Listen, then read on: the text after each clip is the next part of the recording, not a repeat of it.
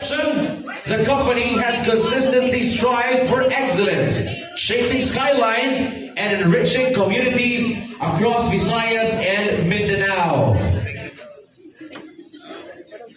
I'd like to request everyone to please stand and hold on to your glasses, maski wine or water, right? So this is the celebration of success, right? Okay, so let's get our theme song ready, because we're going to sing our theme song as usual, okay? So,